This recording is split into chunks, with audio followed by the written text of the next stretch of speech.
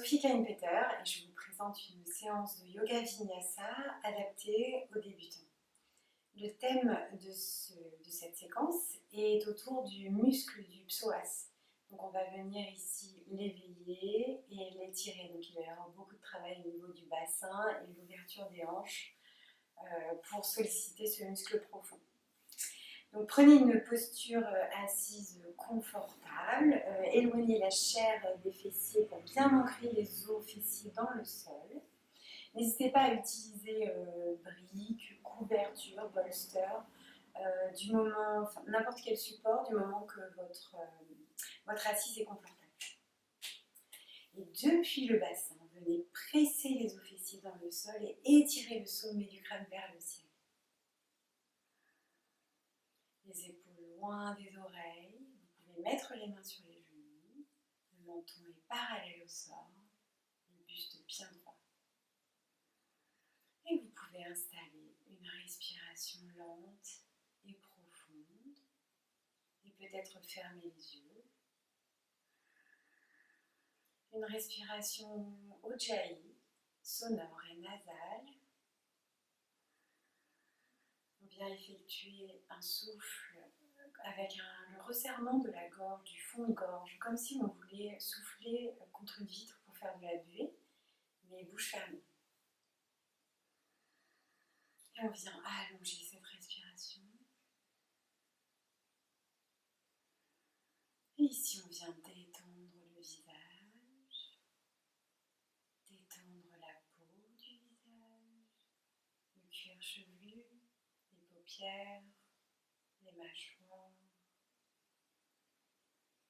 Et on peut venir commencer à effectuer des cercles avec la nuque dans un sens, à votre rythme, puis dans l'autre. Vous pouvez effectuer un scan corporel. Si vous notez des tensions dans certaines zones, n'hésitez pas à y passer plus de temps pour détendre ces zones en tension à votre rythme. Respirez, les épaules sont détendues vers le sol. Et ici, on va venir maintenant enrouler les épaules, venir effectuer des cercles lentement dans un sens, puis dans l'autre. Prenez le temps. Retrouvez votre verticalité. Les ischions sont toujours ancrés dans le sol. Et on va venir maintenant basculer le buste vers l'avant, une ouverture de cœur pour l'emmener ensuite vers l'arrière. Arrondissez le dos. Ici, inspirez sur l'avant. Et expirez à l'arrière, arrondissez. Inspirez, ouvrez.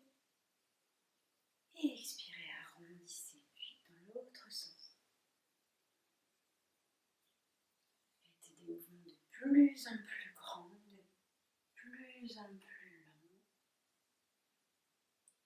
Et retrouvez ici votre verticalité. À la prochaine inspiration, levez les bras au ciel, étirez jusqu'au bout des doigts, trouvez de l'espace et penchez. Penchez votre buste sur la droite. Mettez votre main à côté de votre fesse droite. Et ici, on continue, on étire vers la droite. On crée de l'espace dans le flanc gauche et dans la cage thoracique. Les omoplates glissent vers le sol et vers l'arrière. Inspirez et expirez. On retrouve notre centre et même chose de l'autre côté. On étire, on va loin vers le côté, vers le ciel.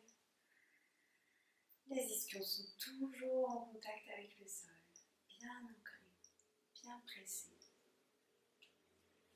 Et ici, on retrouve le centre pour cette fois-ci. Faire une torsion vers la droite. Avec la main droite, on vient presser le tapis pour venir comme un tuteur. Et la main gauche pousse le genou gauche pour venir dans la torsion. Inspirez et expirez, le regard est vers l'arrière.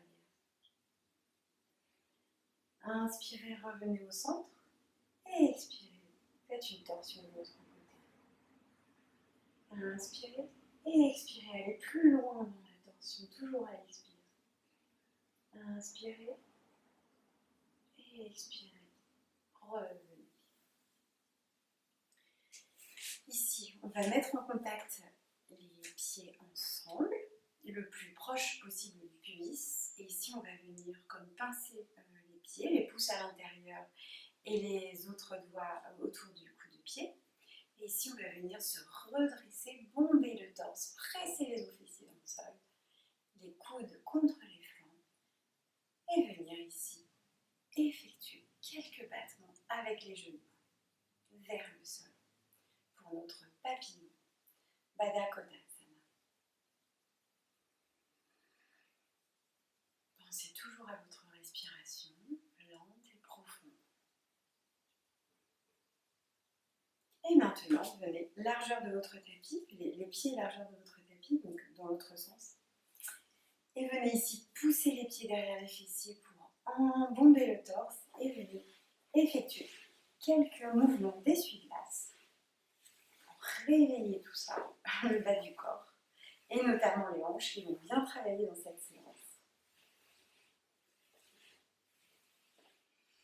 Et revenez, croisez les tibias et revenez pour le parquet qui craque dans une table.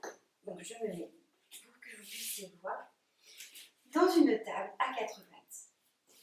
Les poignets sont bien alignés sous les épaules et les genoux, largeur des hanches. Inspirez et à la prochaine expire, arrondissez le dos, rentrez le ventre, rentrez le menton, éloignez les omoplates l'une de l'autre dans une protraction et expirez. À la prochaine inspiration, venez au contraire creuser la lordose, la courbure du dos et levez les yeux au ciel. Dans un dos creux, les épaules se retrouvent, se rejoignent dans une rétraction. Protraction des épaules, on arrondit. Rétraction creuse. Puis ajoutez synchronisez le mouvement et la respiration. On creuse, on inspire, on arrondit, on expire. Et ici, on va retrouver une posture neutre. On va venir réchauffer ici les poignets en emmenant le bout des doigts vers l'arrière du tapis. Et envoyez votre poids ici vers les talons pour étirer les poignets doucement. Car les poignets sont pas mal sollicités en yoga, donc c'est bien de les échauffer. Ici, on s'appuie sur le dos des mains, on tend les bras, on met du poids. Et on peut effectuer des mouvements de droite à gauche ou des cercles dans un sens, dans l'autre. On revient dans une table, dans une posture neutre. Et ici, on va venir crocheter les orteils, venir sur la partie charnue des orteils et basculer complètement le poids sur ces orteils et essayer de s'asseoir sans vraiment s'asseoir. Laissez le poids vers l'arrière. Et ici, redressez-vous. Réchauffe les chevilles. Très bien. Envoyez vraiment le fessier vers l'arrière. Et revenir en 4 pattes. Et ici, on va venir rapprocher le genou du nez et effectuer de grands cercles dans un sens, puis dans l'autre. Réchauffer les hanches, le tronc du corps est bien dans l'axe du corps, parallèle au sol. Même chose avec la jambe gauche. On ouvre, on lève, on prend le temps. On emmène jusqu'au genou, sur le côté. Et voilà, dans un sens, puis dans l'autre. Très important d'échauffer les hanches ici.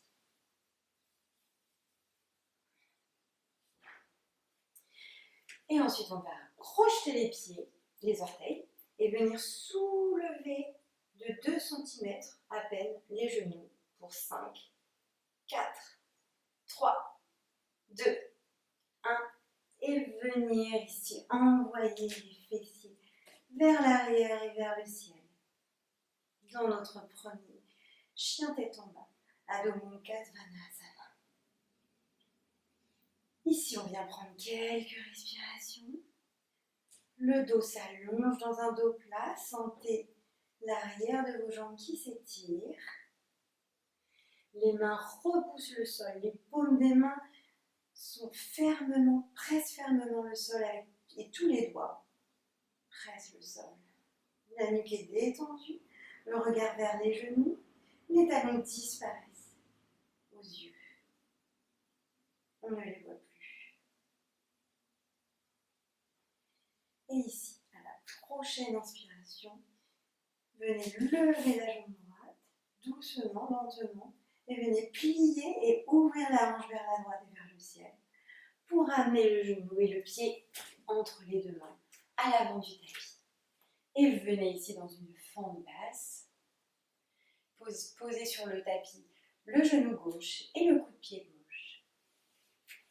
Et redressez-vous dans une fente. Ici, la cheville doit être alignée avec le genou dans un angle à 90 degrés.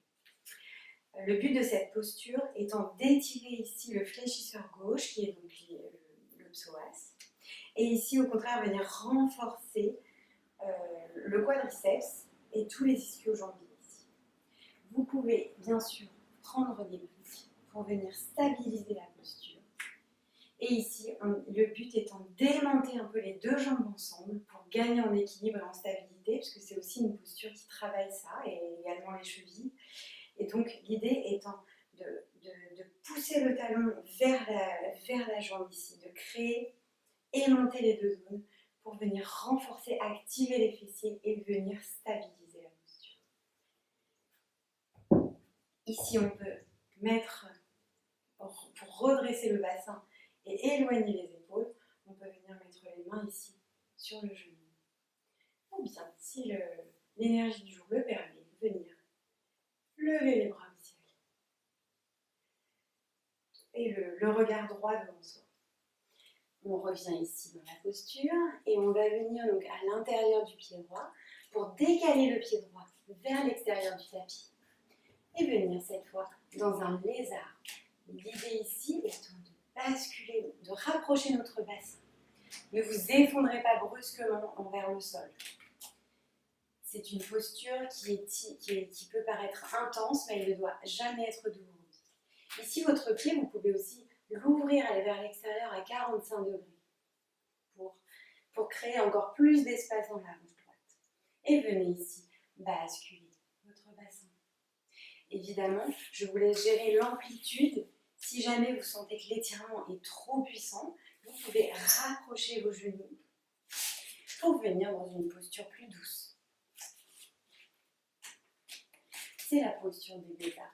Et si la posture vous est accessible, vous pouvez venir sur les avant-bras et même crocheter le pied et venir tendre la jambe arrière et pousser le talon vers l'arrière, comme ceci. Puis revenir, le pied droit retrouve le pied gauche dans une planche. Et ici, on va venir effectuer un vinyasa. Les fessiers vont venir creuser, on va venir plier les coudes et déposer genoux, poitrine, menton jusqu'au sol pour venir glisser vers l'avant et venir complètement sur le ventre dans un cobra. Et puis retrouver notre chien tête en bas. Ici, cherchez l'alignement. Essayez de créer une ligne avec les mains, les épaules et la colonne vertébrale. Et sur la prochaine inspiration, levez le pied droit. Fléchissez le genou et cette fois-ci, amenez le genou entre vos mains dans la posture du pivot et venez délicatement poser votre bassin sur le tapis. Rapprochez votre pied droit de votre main gauche et venez ici sur la pulpe des doigts pour redresser le buste. Le drishti, le regard, le point de focus est loin devant vous, les épaules loin des oreilles. Ici, le bassin reste dans l'axe avant.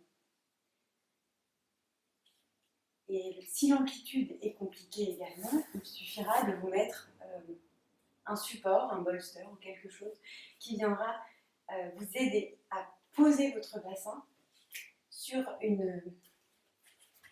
pour vous repousser du sol et venir ici vous aider dans l'équilibre.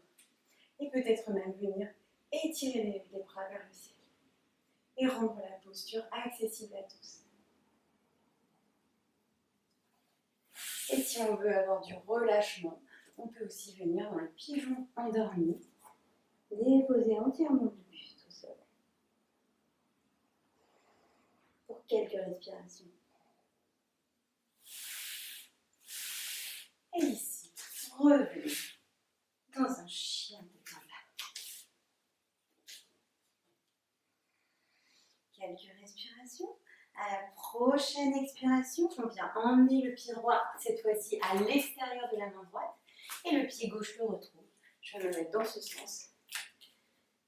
Dans Malasana. Main en prière. Ici, attention, on ne s'effondre pas. On redresse et ici, on vient pousser les coudes vers l'extérieur et à l'inverse, les genoux poussent, repoussent les coudes. Et on vient ici allonger le dos, allonger la colonne vertébrale et bien sûr, ancrer les pieds. Vous pouvez tout à fait mettre un support en dessous, vous asseoir sur ce support si la posture ne vous est pas accessible. Il suffira de mettre un support et vous aurez exactement la même ouverture de hanche ici. Puis revenez. Pour revenir, on remet les pieds parallèles entre eux, largeur des hanches. Et ici, on va rester quelques respirations en Uttanasana. On peut accrocher les coudes opposés, le poids du corps vers l'avant, vers les orteils, le ventre touche les cuisses. Le haut du corps est complètement relâché. La nuque, les bras, les épaules. Puis redressez-vous, vertèbre après vertèbre, pour trouver la posture de la montagne, Tadasana. Les pieds sont largeur des hanches, les genoux sont déverrouillés. Activez les quadriceps, les fessiers, engagez Mula Bandha, les abdominaux. Et venez ici activer les bras jusqu'au bout des ongles. Et venez dans la posture de Tadasana. Ici, on refera le cycle. Je vous invite à refaire le cycle avec la jambe gauche. Mais là, je vais passer à la suite. On va venir basculer le poids du corps sur la jambe gauche et venir ici fléchir la jambe droite pour l'attraper au niveau du genou ou du tibia. Le sacrum est vers le sol, le pied ici à droite est flex, la jambe d'appui est active, le genou est déverrouillé. Et ici, à chaque inspiration, on vient presser la cuisse contre le ventre. Inspiration, le ventre se gonfle contre la cuisse. Et expiration, le ventre se dégonfle. On va inspirer. Et expirer. Puis ici, délicatement avec contrôle, on attrape son pied à droite et on vient ici dans la posture de l'arbre, Vrksasana. Ici, alors, soit on vient mettre la plante des pieds contre la cuisse ou contre le mollet ou même contre la cheville. On peut aussi se mettre contre un mur pour rendre la posture accessible. En fonction de ce que vous pouvez, l'idée étant de garder les hanches bien dans l'axe devant et d'ouvrir la hanche ici, sur le côté latéral. Voilà. Prenez un point de focus, le Rishi, bien devant vous. Et ici, on emmène les bras vers le ciel si on peut. Et respirez. Puis on va venir avec contrôle basculer le poids du corps vers l'avant, donc je vais me tourner pour venir ici, dans un cairn étroit, Virabhadasana. Ici, les hanches restent bien alignées au tapis, la nuque est longue, les épaules alignées, et on vient ici flexer le pied derrière. jambe active, la jambe d'appui est active, le genou est déverrouillé. Et ici, on vient rassembler les deux pieds ensemble pour venir dans un quatre pattes. Rapprocher les gros orteils entre eux, amener les fessiers sur les talons et venir dans un balasana. Posture de l'enfant. Vous pouvez soit mettre les mains devant, soit le long du corps, pour détendre les épaules et revenir à une respiration calme. Vous pouvez faire un scan corporel de l'énergie, de ce qui se passe dans votre corps après cette séquence. Bien sûr, il faudra refaire les postures d'équilibre que l'on vient de faire avec l'autre jambe. Namasté.